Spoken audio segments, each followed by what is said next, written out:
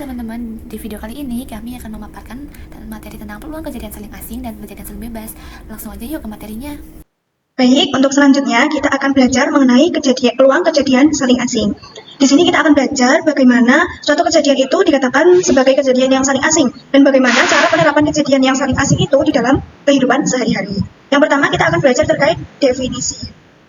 Definisi 4, kalau di buku probabilitas itu di definisi 4.1 yang berbunyi, jika kejadian A dan B adalah dua kejadian saling asing di dalam ruang sampel S, maka peluang kejadian A gabungan B adalah peluang A gabungan B sama dengan peluang A ditambah dengan peluang B. Nah, di sini berarti dia ada dua kejadian.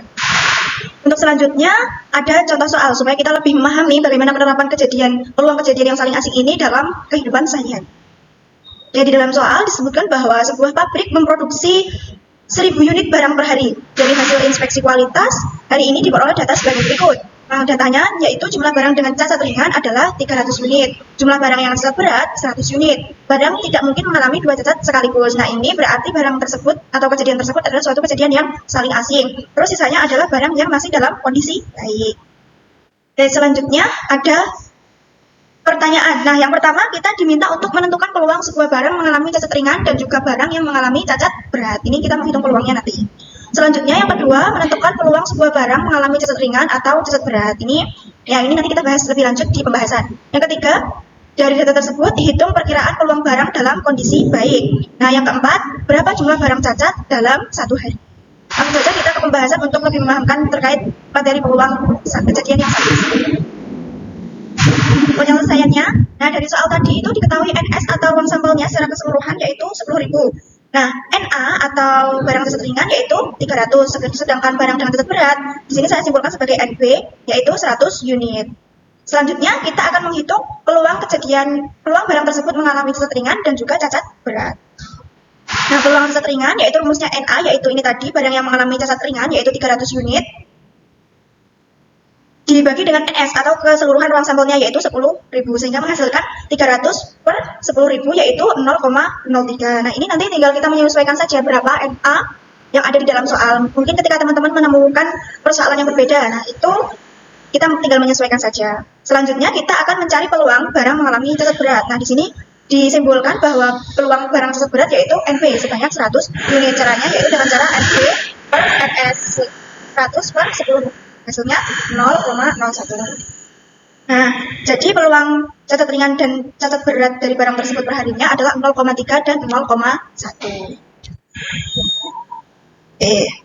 Selanjutnya kita akan menjawab persoalan yang nomor 2, yaitu peluang cacat ringan atau cacat berat. Nah, kalau peluang cacat ringan atau cacat berat ini kan benda yang cacat ringan itu juga masuk, benda yang cacatnya berat itu juga masuk ke dalam peluang ini.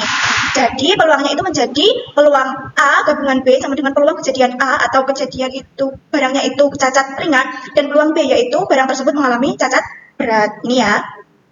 Nah, selanjutnya kita menghitung peluang barang yang cacat yaitu peluang barang cacat yang ringan yaitu tadi 0,03 yang sudah kita hitung di persoalan pertama tadi dan juga peluang barang cacat berat yaitu 0,01 sehingga menghasilkan 0,04.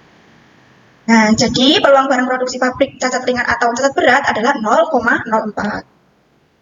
Selanjutnya kita menghitung peluang barang dalam kondisi baik. Nah, peluang barang dalam kondisi baik ini berarti sisa-sisa dari barang yang cacat tadi.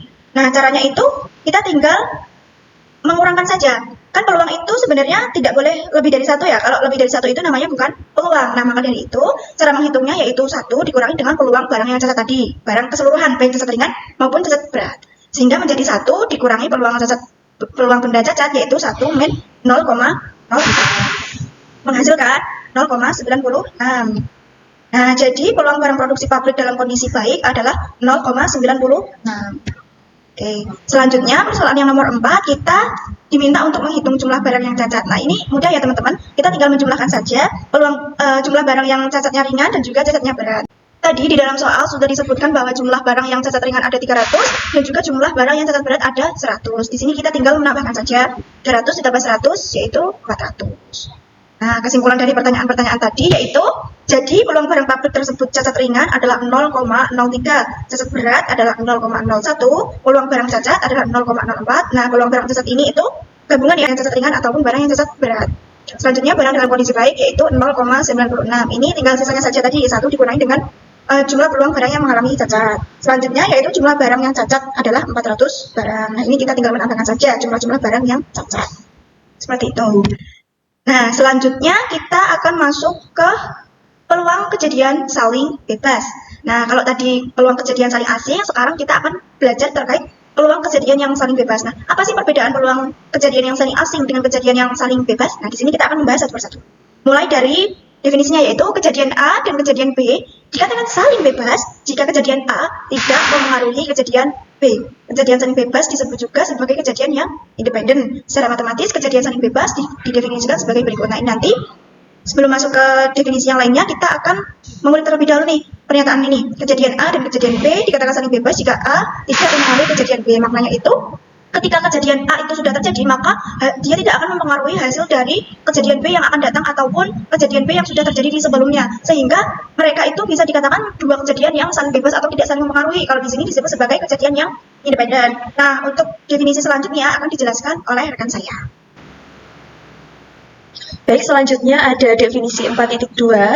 Dua kejadian A dan B dikatakan saling bebas jika berlaku peluang A irisan B sama dengan peluang A dikali dengan peluang B.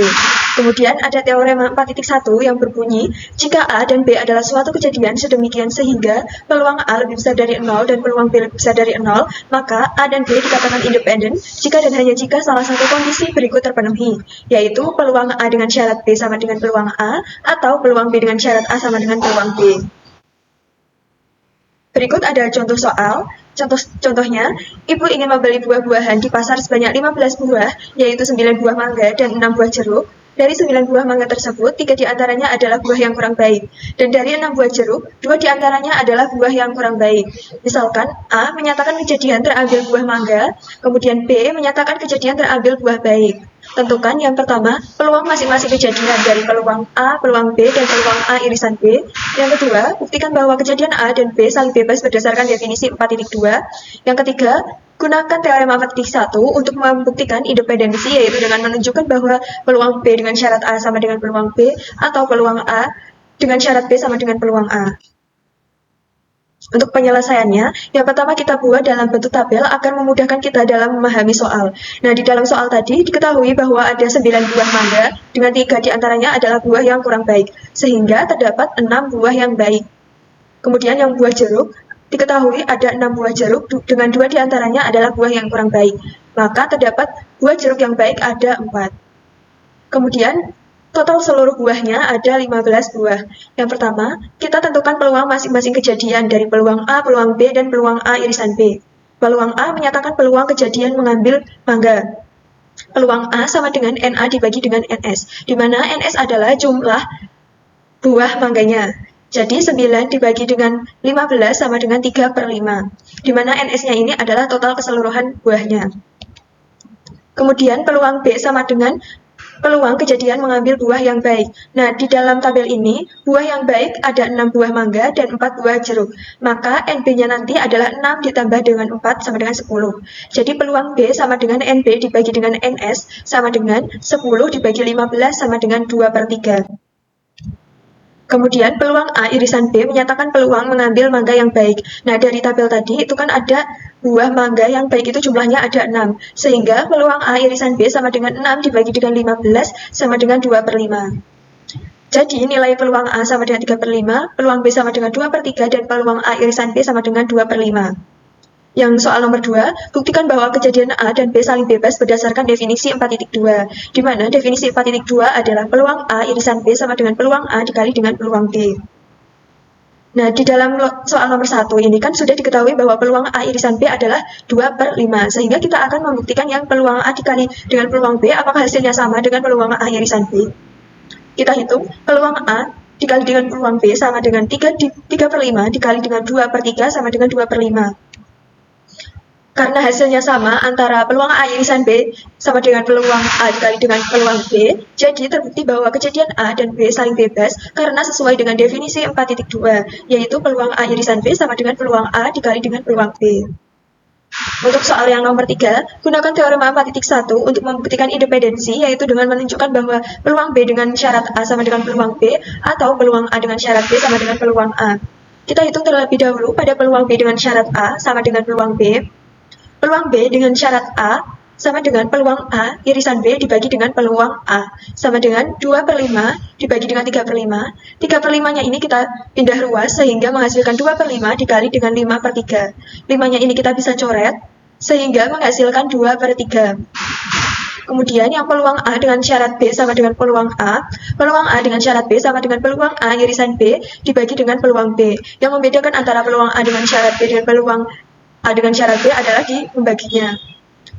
Jadi yang peluang A dengan syarat B sama dengan 2/5 dibagi dengan 2/3 sama dengan 2/5 dikali dengan 3/2. 2-nya ini kita bisa coret sehingga menghasilkan 3/5. Kemudian kita bandingkan hasilnya untuk membuktikan teorema ini. Nah, dari perhitungan sebelumnya diketahui bahwa peluang A sama dengan 3/5, peluang B sama dengan 2/3, peluang A dengan syarat B sama dengan 3/5, peluang B dengan syarat A sama dengan 2/3. Peluang B dengan syarat A sama dengan peluang B hasilnya sama, yaitu 2/3. Kemudian yang peluang A dengan syarat B sama dengan peluang A hasilnya juga sama, yaitu mendapatkan 3/5. Jadi, terbukti bahwa peluang B dengan syarat A sama dengan peluang B, atau peluang A dengan syarat B sama dengan peluang A, sesuai dengan teorema 4.1. Selanjutnya akan dijelaskan oleh rekan saya. Ada teorema 4.2 di mana dua kejadian A dan B independen jika dan hanya jika yang pertama A dan B komplement adalah kejadian yang saling bebas, dan yang kedua A komplement dan B adalah kejadian yang saling bebas, dan yang ketiga A komplement dan B komplement adalah kejadian yang saling bebas. Ada juga teorema 4.3 yang berbunyi sebanyak A kejadian A1, A2 hingga AK dikatakan independen atau bebas atau mutually independent jika untuk setiap J sama dengan 1, 2 hingga K dan setiap subset dari indeks yang berbeda, itu indeks 1, indeks 2 hingga indeks J, bisa dituliskan dengan peluang A indeks 1 irisan dengan A indeks 2 irisan dengan A indeks J. Sama saja dengan peluang A indeks 1 dikalikan dengan peluang A indeks 2 dikalikan peluang hingga A indeks J. Nah, untuk lebih bisa memahami dari kedua teorema tersebut, kita dapat lihat dari contoh soal berikut. Yang dimana di sebuah kantin sekolah terdapat sebuah mesin minuman, seorang siswa menekan 3 tombol masing-masing menghasilkan minuman yang berbeda. Probabilitas keluarnya minuman sebagai berikut. Nah, yang pertama kejadian A, yaitu tombol pertama mengeluarkan minuman susu, di mana peluang A ini adalah 1/2. Dan kejadian B, tombol kedua mengeluarkan minuman jus, di mana peluang B ini adalah 1/4. Dan kejadian C, yaitu tombol ketiga mengeluarkan minuman soda, di mana peluang C ini adalah 1/6. Nah, kita bisa asumsikan A, B, C ini adalah mutually independent. Nah, pertama kita disuruh hitung probabilitas siswa mendapatkan ketiganya sekaligus, di mana peluang dari A irisan B dan irisan C. Nah, kedua, tentukan probabilitas siswa tidak mendapatkan jus dan tidak mendapatkan soda, di mana peluang dari A irisan B komplement, irisan dari C komplement. Nah, yang ketiga, tentukan jika A dan B komplement saling bebas dan A dan C komplement saling bebas. Oke, langsung aja ke pembahasannya. Yang pertama, probabilitas siswa mendapatkan ketiganya sekaligus, yaitu peluang dari A irisan B irisan C, itu sama dengan demikian menjadi dari peluang A irisan B irisan C ini bisa dikatakan dengan sesuai dengan teorema 4.3, itu dimana peluang A dikalikan peluang B dikalikan peluang C sama dengan 1/2 dikali 1/4 dikali 1/6, jadi dihasilkan 1/48. Nah, yang kedua, probabilitas siswa tidak mendapatkan jus dan tidak mendapatkan soda, kita bisa menghitung komplement terlebih dahulu, yang dimana peluang dari B komplement itu sama saja dengan 1 dikurangi 1/4, yaitu 3/4. Dan peluang C komplement itu 1 dikurangi 1/6 yang dihasilkan 5/6.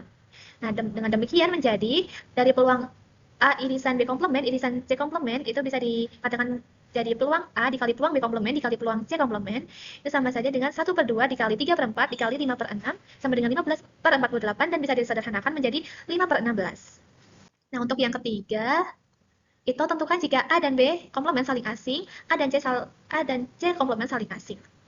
Nah, dengan demikian menjadi peluang dari A irisan B komplement terlebih dahulu itu sama aja dengan peluang A dikali peluang B komplement yang tadi sudah dihitung, yaitu sama dengan 1/2 dikali 3/4, yaitu menjadi 3/8. Nah, yang kedua itu dari peluang A irisan C komplement itu sama dengan peluang A dikali peluang C komplement sama dengan 1/2 dikali 5/6 sama dengan 5/2.